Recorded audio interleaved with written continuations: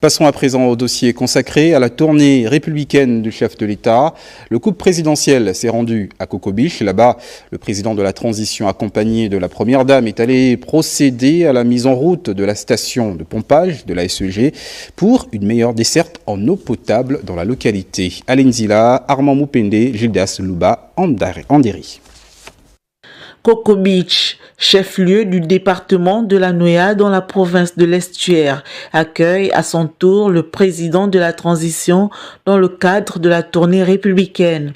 Reçu par la notabilité de cette ville, le général Brice Clotaire Oligingema et la première dame Zita Oligingema se sont rendus à la Société d'énergie et d'eau du Gabon de la localité pour la mise en route de la station de pompage du département de la Noya afin de permettre aux compatriotes de recevoir le précieux liquide à leur robinet.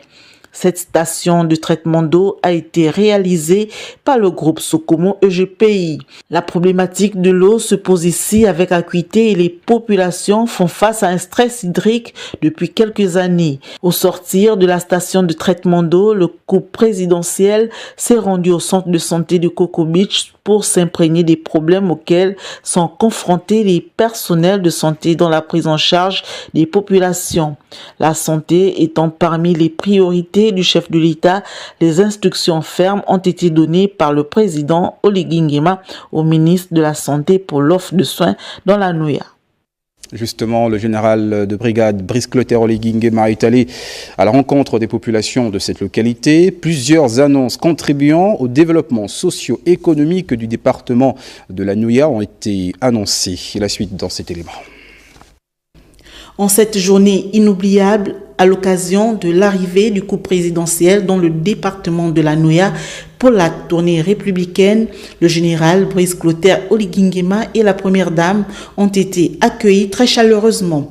Dans cette ville côtière au potentiel immense dans le secteur du tourisme et de la pêche, le chef de l'État a reçu des mains des notables de la contrée des attributs de pouvoir comme cela se fait dans leur tradition.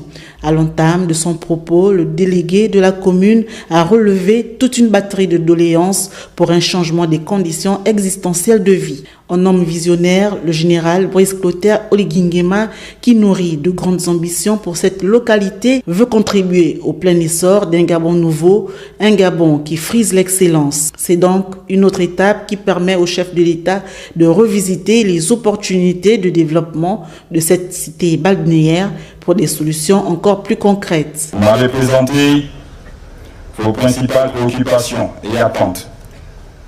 Celles-ci prennent en compte plusieurs points qui, je puis vous assurer, seront toutes examinées avec le CTRI et le gouvernement.